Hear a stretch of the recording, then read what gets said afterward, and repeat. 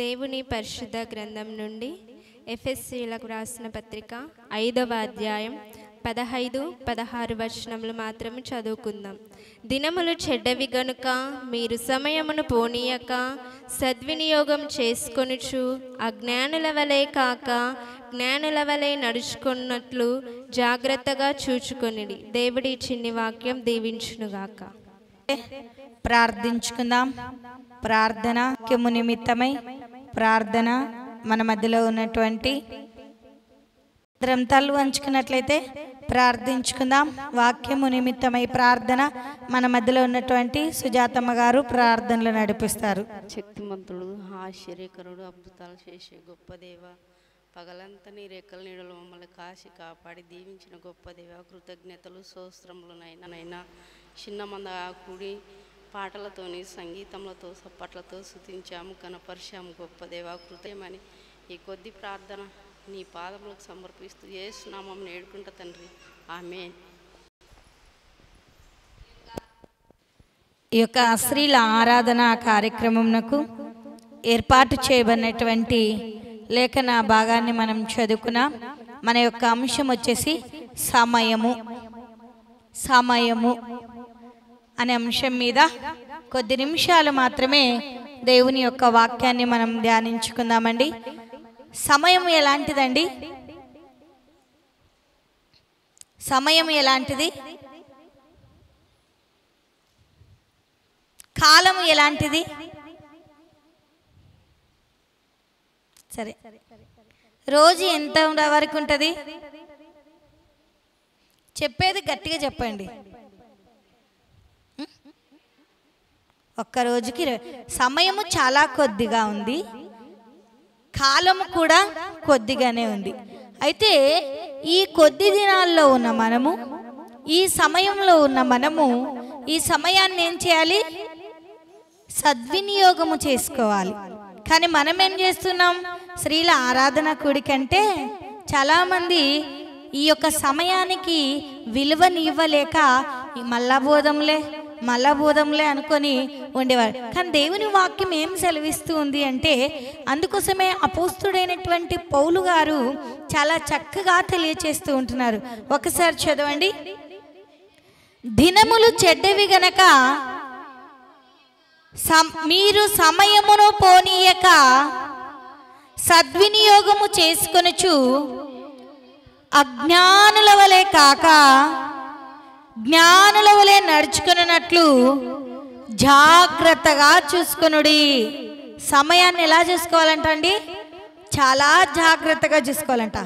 సమయము పోయినా తిరిగి రాదు, కాలము పోయినా తిరిగి రాదు, దినము పోయినా తిరిగి రాదండి. తిరిగి వస్తుందా? నిజంగా యవన ప్రాయం కావాలి, వయసు పోయినా కూడా తిరిగి రమ్మన్నా రాదండి.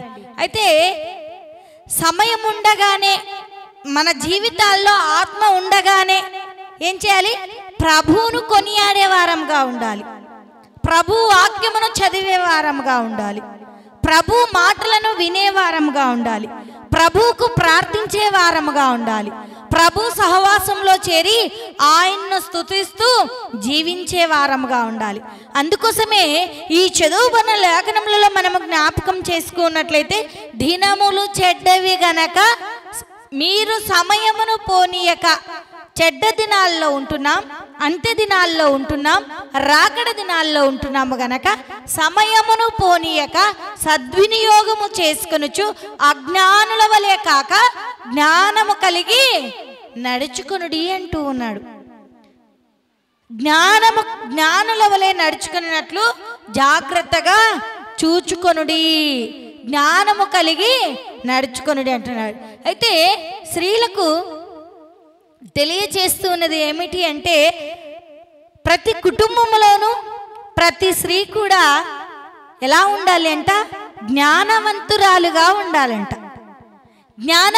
ప్రభు దగ్గర ఉన్నప్పుడు అన్ని ఆశీర్వాదాలు పొందుకుంటారు. ప్రభు యొద్దకు వచ్చినప్పుడు మంచి ఆరోగ్యాన్ని కూడా పొందుకుంటారు. ప్రభు సన్నిధానంలో ఉన్నప్పుడు సకల ఆశీర్వాదముల చేత మనలను నింపే దేవుడుగా ఉన్నాడండి.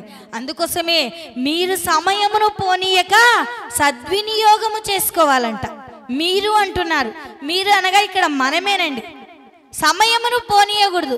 నిజంగా ఈ సమయము చాలా విలువైనది. నిజంగా మంచమునైనా కొనొచ్చేమో కానీ నిద్రను కొంటామండి. గడియారాన్ని కొనొచ్చు కానీ సమయాన్ని కొంటామా? కొనలేం. అందుకోసమే సమయం ఉండగానే జ్ఞానము కలిగి జీవించేవారిగా ఉండాలి. నిజంగా సమయం ఉండగానే, మనలో ఆత్మ ఉండగానే, మనలో దీపం ఉండగానే, మనలో ప్రాణం ఉండగానే ప్రభువును కొనియాడుతూ జీవించాలంట. కొనియాడుతూ ఉన్నామా అండి? నిజంగా పోదాములే, మళ్ళా పోదాంలే, ఇంకొంతసేపు ఉండి పోదాంలే, ఈ వంట చేసుకొని పోదాంలే, ఈ పాపను ఆడిపించుకొని పోదాంలే, ఇంకొంతసేపు ఉండి పోదాంలే అని సాకులు చెప్తూ ఉంటారండి. నిజంగా సమయము చాలా విలువైనదండి. నిజంగా మన జీవితాల్లో ఈ ఆత్మ ఎప్పుడు పోతుందో కూడా తెలియదండి. కానీ ఆ ఆత్మ పోయిన తర్వాత ఆయన సన్నిధానానికి చేరాలంటే చేరుతామా? ఈ లోకంలో సమయం ఉండగానే మన బ్రతుకులను దిద్దుకునే వారముగా ఉండాలి. సమయం ఉండగానే మన జీవితాలను మార్చుకునే వారిగా ఉండాలి. దిద్దుబాటు అనేది చాలా మంచి లక్షణం అండి. దిద్దుబాటు లేని జీవితము శుద్ధ దండగా అనేది జ్ఞాపకము చేసుకునే వారిగా ఉండాలి. నువ్వు మంచి లక్షణాన్ని ఎప్పుడైతే, ఒకవేళ నువ్వు సమయమును వినియోగించుకోలేక సమయమును వృధా చేస్తూ ఉన్నావేమో, ముసలమ్మ ముచ్చట్లకు, నీ పని పాటలకు నువ్వు లోకంలో ఉంటూ సమయాన్ని వృధా చేసుకుంటూ తిరుగుతూ ఉన్నావేమో.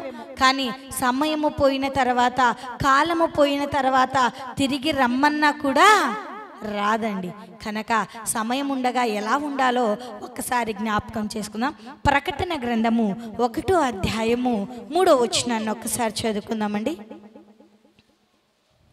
ప్రకటన గ్రంథము 1వ అధ్యాయము 3వ వచనం. సమయము సమీపించుచూ ఉన్నది గనక ఈ ప్రవచన వాక్యములు చదువువాడును వాటిని విని ఇందులో రాయబడిన సంగతులను గైకొను వారును ధన్యులు. చాలండి, నా మాటలు కాదండి, దేవుని వాక్యాన్ని నేను తెలియచేస్తూ ఉంటున్నాను. అందుకోసమే సమయము సమీపించుచూ ఉన్నది గనక ఏం చేయాలంటే మనము ప్రవచన వాక్యమును చదవాలంట. వాక్యమును చదువువాడును వాటిని వినువారును అందులో ఉన్నటువంటివి గైకొను వారును ఎవరంట? ధన్యులు అంట. నిజంగా వాక్యాన్ని చదువుతున్నావండి. 24 గంటల సమయాన్ని దేవుడు మనకిచ్చాడు ఒక్క దినానికి. కానీ ఎంతవరకు నువ్వు ఆయనకు సమయాన్ని ఇస్తున్నావు? 24 గంటల్లో దశమ భాగం ఎంత అండి? స్త్రీలం అనుకుంటాం, అయ్యో నాకు చదువు రాదే అనుకుంటుంటాం. అవునా? నువ్వు చదవాల్సిన అవసరం లేదండి. టీవీ ఆన్ చేస్తే ఏమొస్తుంది? దేవుని వాక్యం వస్తుందండి. నువ్వు ఏది చూడాలనుకుంటే అది వస్తుంది. కానీ మన ఆత్మకు కావలసినది ఏంటి? వాక్యము. సమయము సమీపించుచు ఉన్నది గనక ప్రవచన వాక్యమును చదువువాడును వాటిని వినువారును అందులో ఉన్నటువంటివి గైకొను వారును ధన్యులు అని లేఖనము చాలా స్పష్టంగా తెలియచేస్తుంది. నిజంగా మనం చదువు రాదు అనుకుంటాం, కానీ చదువు రానప్పుడు ఏం చేయాలంట? వినాలంట. వింటూ ఉన్నామా? చదువు వచ్చిన వాళ్ళు ఎంతవరకు బైబిల్ గ్రంథాన్ని దినదినం చదువుతున్నారండి? ఎన్ని అధ్యాయాలు చదువుతారండి? 1 అధ్యాయం, 3 అధ్యాయాలు. 1 అధ్యాయం చదివితే ఎన్ని రోజుల్లో బైబిల్ గ్రంథాన్ని పూర్తి చేస్తాం?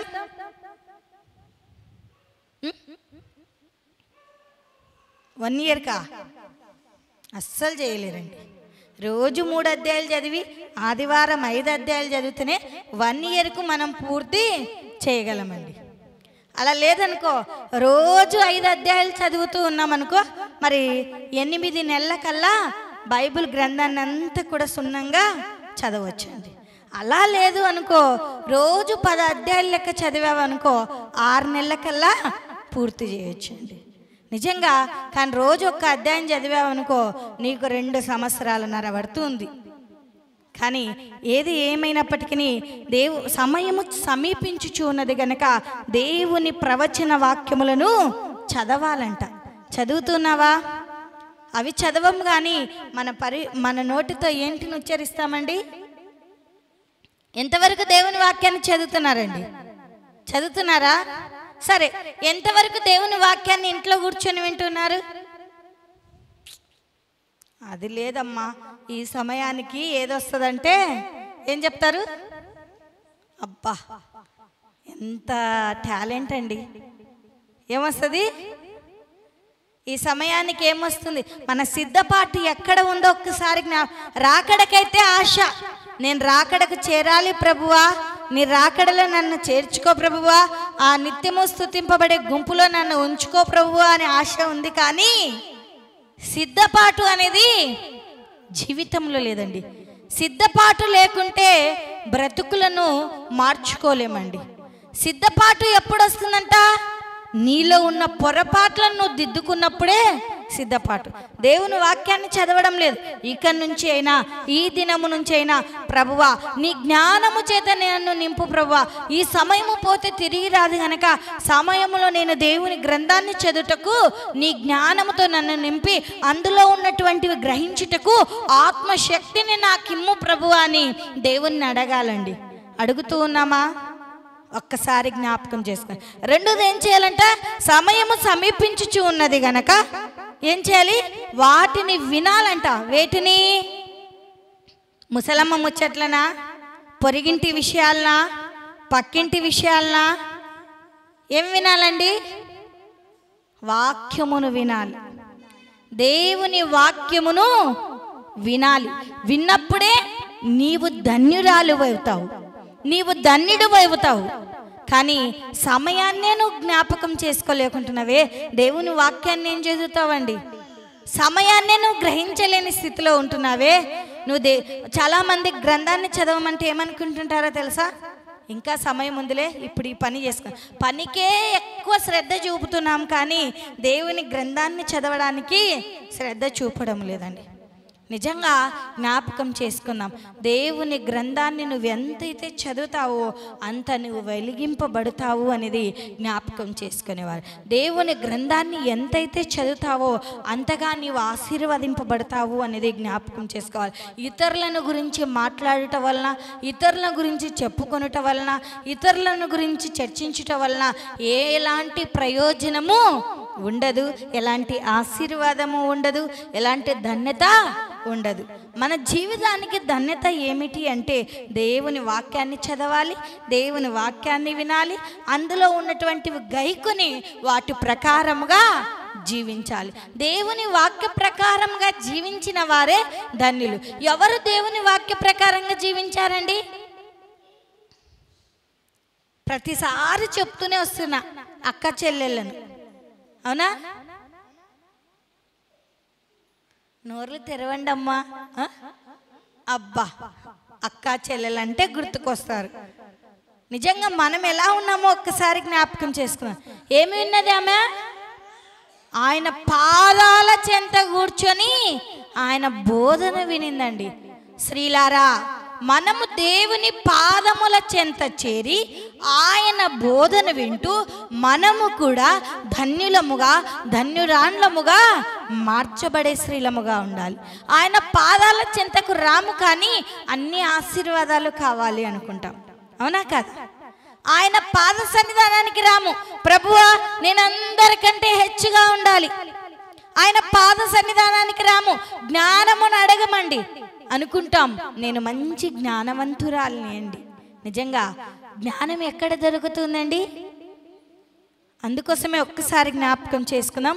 యాకోబు రాసిన పత్రిక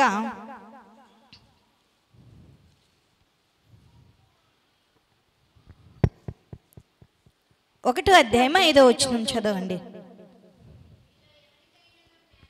మీలో ఎవరికైనాను జ్ఞానము కొదవగా ఉన్న ఎడల అతడు దేవుణ్ణి అడగవలెను, అప్పుడది అతనికి అనుగ్రహింపబడును.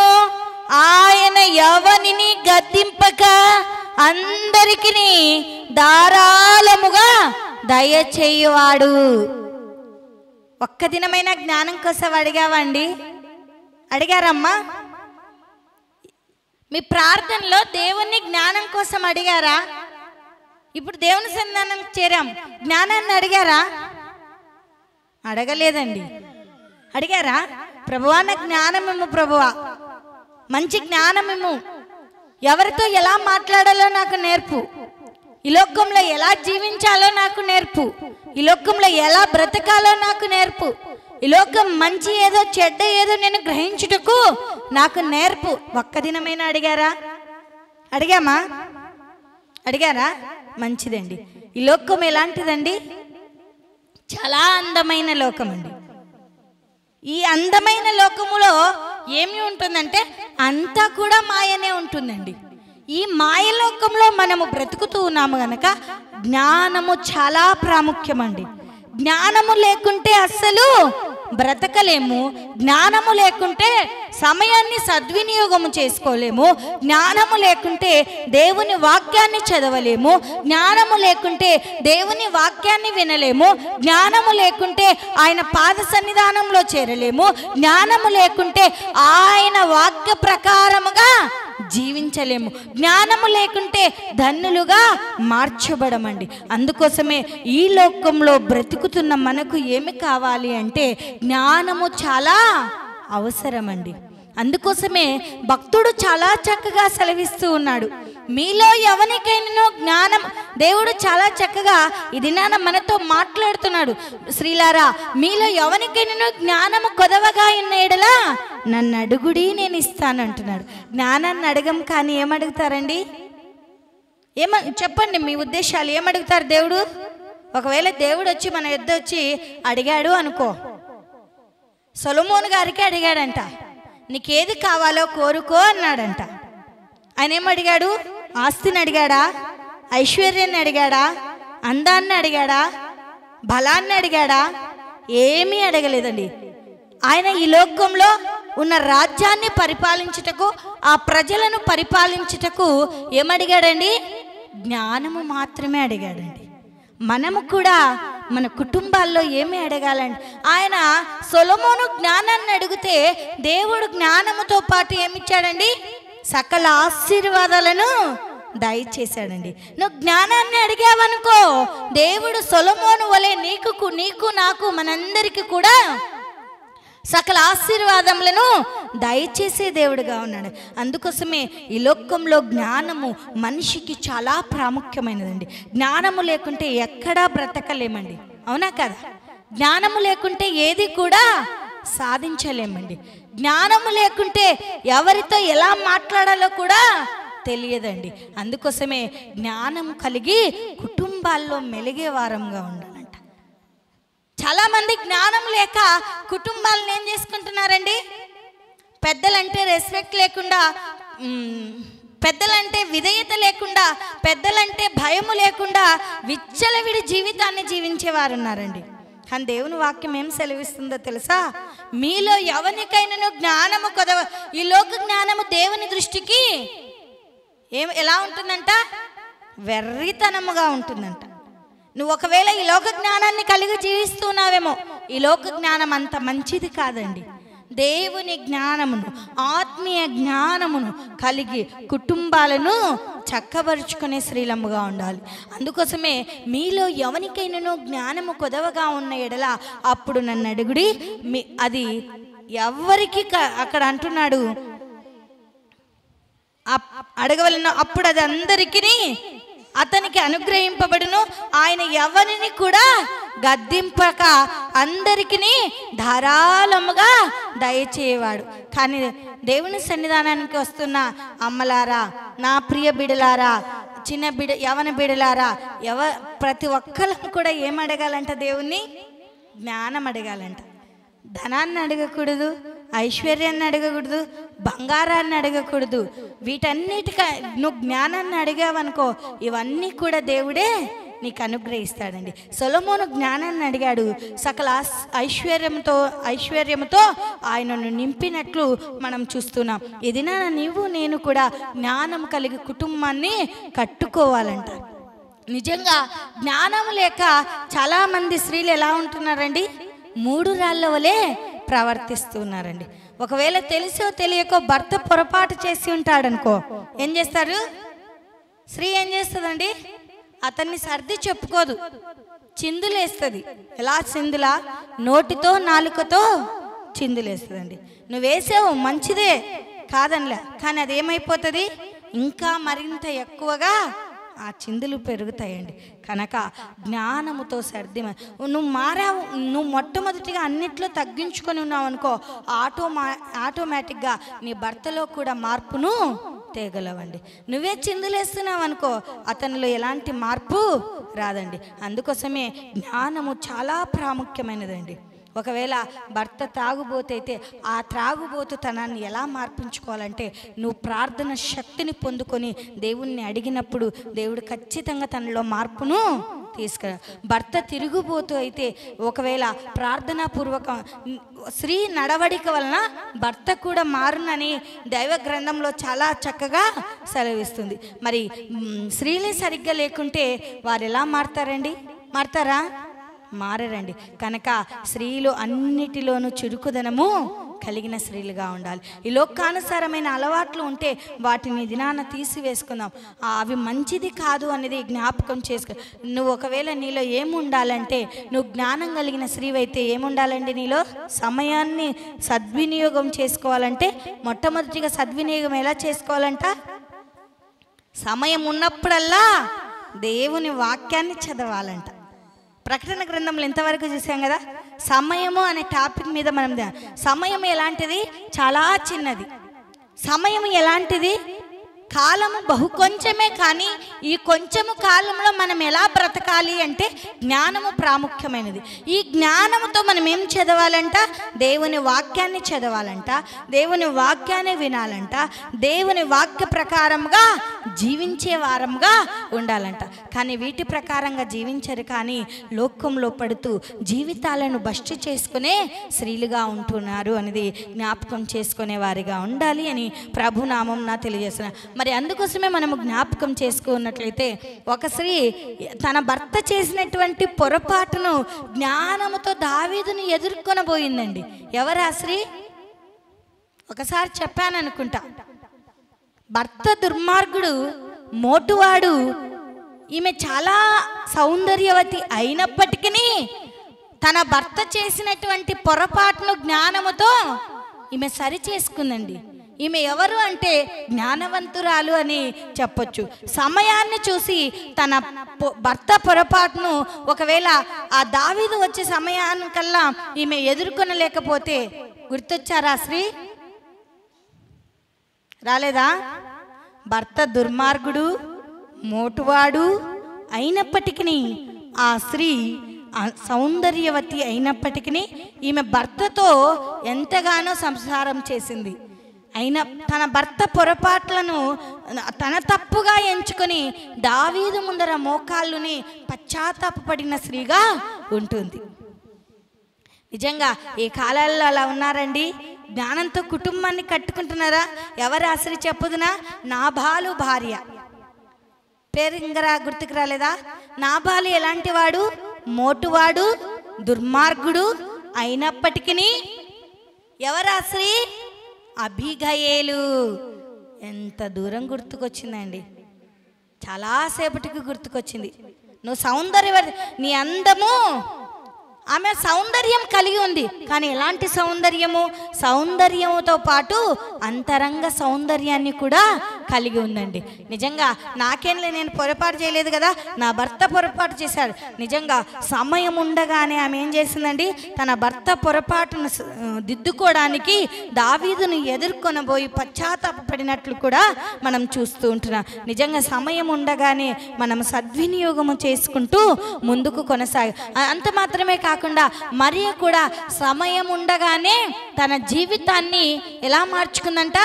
ధన్యతగా మార్చుకుందంట, ఆశీర్వాదకరంగా మార్చుకుందంట. ఎలా ఆశీర్వాదకరంగా మార్చుకుందంటే, సమయం ఉండగానే మరియా మార్తల ఇంటికి యేసు ప్రభు వచ్చారు, కానీ మార్త ఏం చేసింది?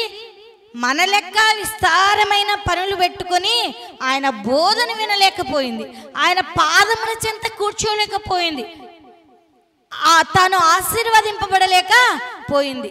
మనకు కూడా ఎవరైనా ఇంటికి అతిథి వస్తున్నారంటే ఏం చేస్తామండి? ఎంతగానో జాగ్రత్త పడతాం కదా, ఇండ్లు శుభ్రంగా ఉండాలి, వాళ్ళకి ఏం చేయాలి, అవునా కదా, ఎలా చేయాలి, మంచిదే. కానీ అన్నిటికన్నా ప్రాముఖ్యము ఉత్తమమైనది ఏమిటంటే ఆయన పాదముల చెంత చేరి ఆయన బోధన వింటూ జీవితాన్ని దిద్దుకొని ఆశీర్వాదకరంగా మార్చుకోవడము మంచిది. సమయం పోయిన తర్వాత ఎంత విలగొట్టుకున్నా వస్తుందండి? రాదు. అదే రీతిగా ఇప్పుడు ఇద్దరు స్త్రీలను జ్ఞాపకం చేసుకున్నాం. మొట్టమొదటిగా నాబాలు భార్య అయినటువంటి అబిగయీలు, రెండవదిగా మరియా మార్త, వీరిద్దరిలో జ్ఞాపకం. మూడవదిగా 10 మంది కన్యకలు. అవునా? ఇంకా నేను ముగించేస్తానులే, ఎందుకంటే వాతావరణం కూడా మనకు సహకరించదు గనక. 10 మంది కన్యకలు ఎక్కడికి వచ్చారండి? ఒక్కసారి మత్తయి సువార్త 25వ అధ్యాయం చదవండి.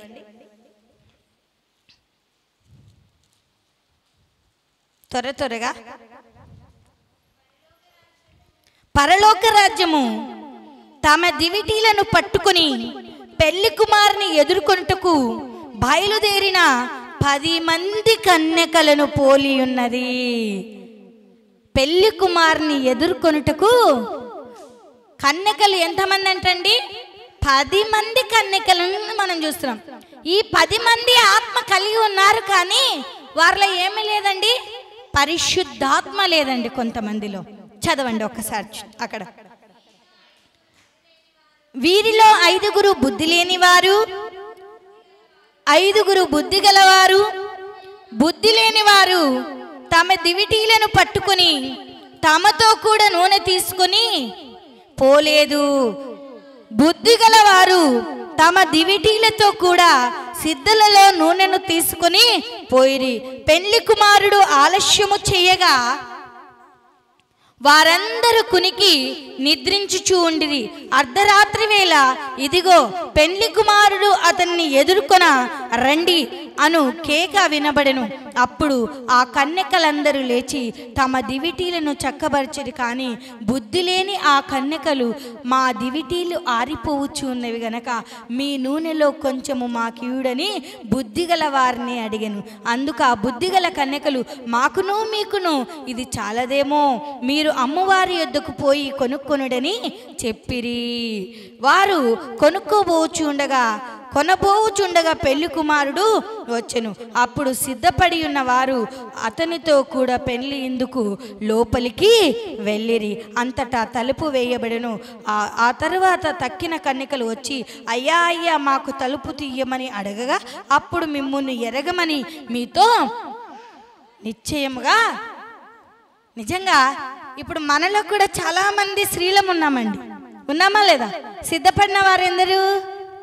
కొంతమందేనండి స్త్రీల ఆరాధనకు.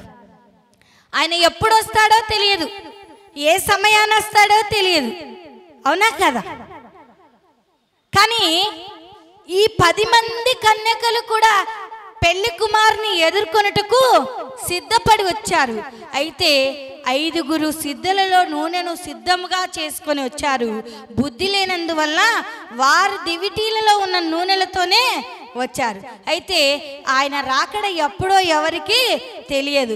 అంతవరకు ఆ నూనెలు వారు అడుగుతున్నారు, మీ 5 నూనె సరిపోదు అన్నప్పుడు వారు అంటున్నారు, ఆయన ఎప్పుడు వస్తాడో తెలియదు గనక ఇది మాకు సరిపోతుంది అని వారు సమయాన్ని వినియోగించుకోలేదండి. కానీ వీరేం చేశారు? ఆయన ఎప్పుడు వస్తాడో తెలియదు గనక ముందుగానే సిద్ధపడినట్లు మనం చూస్తున్నాం. అయితే 10 మందిలో ఆత్మ ఉంది, కానీ పరిశుద్ధాత్మ 5 మాత్రమే ఉంది. వారు మాత్రమే ఎత్తబడినట్లు మనం చూస్తున్నాం. ఆ పెళ్లి విందులోనికి ప్రవేశించినట్లు మనం చూస్తున్నాం. మనం కూడా ప్రార్థన అనే ఆయుధము మనలో లేకపోతే, సిద్ధపాటు మనలో లేకపోతే, మనం కూడా సమయాన్ని వినియోగించుకోలేకపోతే బుద్ధి లేని వారి వలె ఉంటాం. అప్పుడు వచ్చి అయ్యా తలుపు తెరువు, అయ్యా తలుపు తెరువు అంటే తెరుస్తాడా దేవుడు? మిమ్మల్ని నేను ఎరగను అంటున్నాడు. ఎందుకు?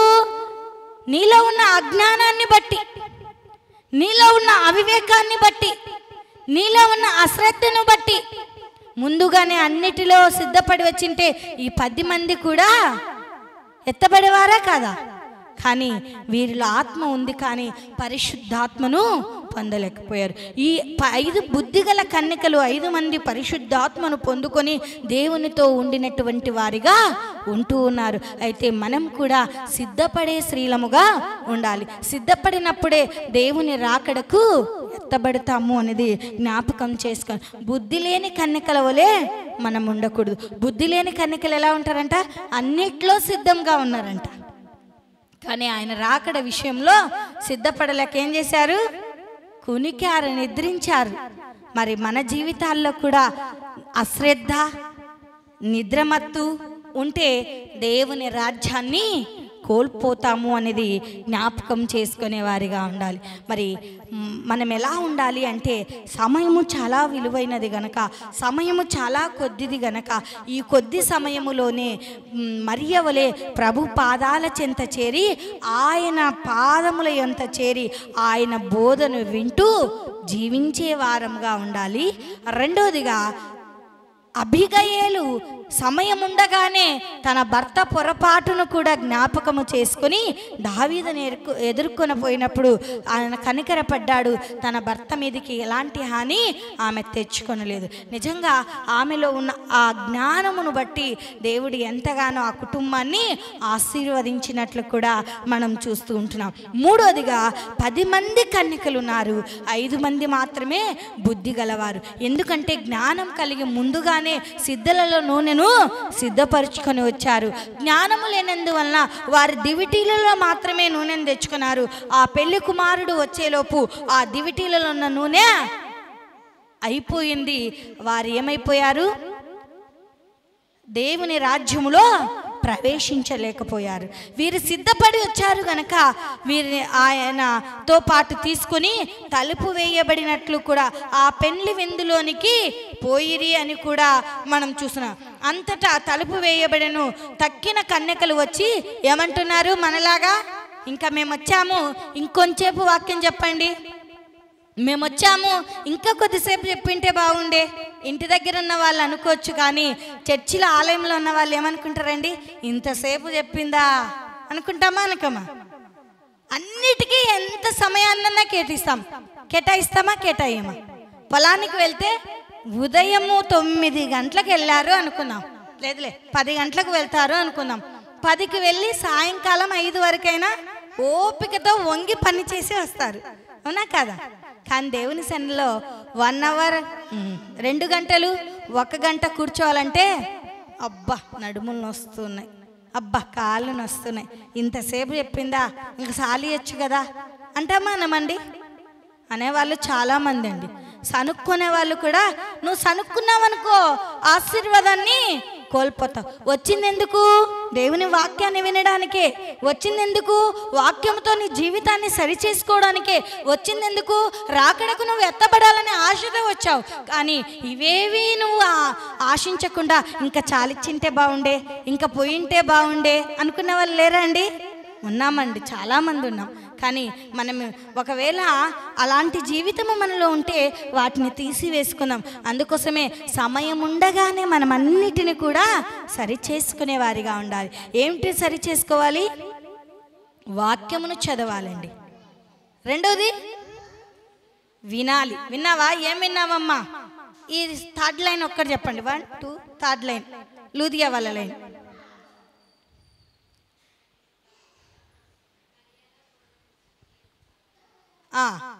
మరియలాగా దేవుని బోధను వినాలి.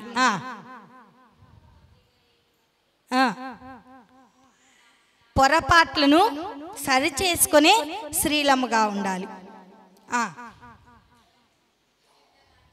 సిద్ధపాటు కలిగి ఉండాలి. సిద్ధపాటు లేకుంటే దేవుని మందిరంలో ఉండలేం. సిద్ధపాటు లేకుంటే ఆయనతో ఎత్తబడలేం. సిద్ధపాటు లేకుంటే నిత్యము స్తుతింపబడే గుంపులో కూడా ఉండలేము. ఎప్పుడైతే మనలో ఉన్న పొరపాట్లను మనము దిద్దుకుంటామో అప్పుడే రాకడకు సిద్ధపడతాము. నిజంగా ఈ బుద్ధి లేని కన్యకలు ఒకవేళ ముందుగానే సిద్ధలలో నూనెను సిద్ధం చేసుకొని ఉంటే వారు కూడా సిద్ధపడేవారేమో రాకడకు. వారు బుద్ధి లేనందువల్ల ఇంకా రాలేదులే అని కొద్దిగా కునికారు. వెంటనే వారు పెండ్లి విందుకు లోపలికి వెళ్ళిపోయింది అని కూడా లేఖనములలోనే మనం చూస్తున్నాం. నిజంగా ఆత్మ మనందరికీ ఉంది, కానీ పరిశుద్ధాత్మ ప్రాముఖ్యమైనదండి. పరిశుద్ధాత్మ నూనెతో పోలి ఉన్నది అనేది జ్ఞాపకం చేసుకునేవారు. పరిశుద్ధాత్మ 5 మాత్రమే పొందుకున్నారు. 5 మాత్రము ఆత్మను మాత్రమే పొందుకొని వారు సిద్ధపడలేనటువంటి జీవితాల్లో మనం ఉంటున్నాం. సంఘములో చాలా మందికి ఆత్మ ఉంది, కానీ పరిశుద్ధాత్మ జీవితము వారిలో లేదండి. అందుకోసమే మనం మన జీవితాలను సరి చేసుకుంటూ రాకడకు ఎత్తబడే వారంగా ఉండాలి. వాక్యముతో దిద్దుకుంటూ రాకడకు సిద్ధపడే వారంగా ఉండాలి. మనలో ఉన్న పొరపాట్లను సరి చేసుకొని దిద్దుబాటు అనే లక్షణాన్ని మనము కలిగి జీవించే వారిగా ఉండాలి అని ప్రభు నామంన తెలియజేస్తున్నాను. దేవుడి చిన్ని వాక్యాన్ని మనందరి వెనుకల్లో దీవించి ఆశీర్వదించునుగాక. అందరం తల్లు వంచుకున్నట్లయితే ప్రార్థించుకుందాం. ప్రార్థన. మన మధ్యలో ఉన్నటువంటి వాక్యము మనందరి హృదయాల్లో ఫలించులాగున ప్రార్థన. మన మధ్యలో ఉన్నటువంటి మని ప్రార్థనలు నడిపిస్తారు. అనుష గారు ప్రార్థనలు నడిపిస్తారు.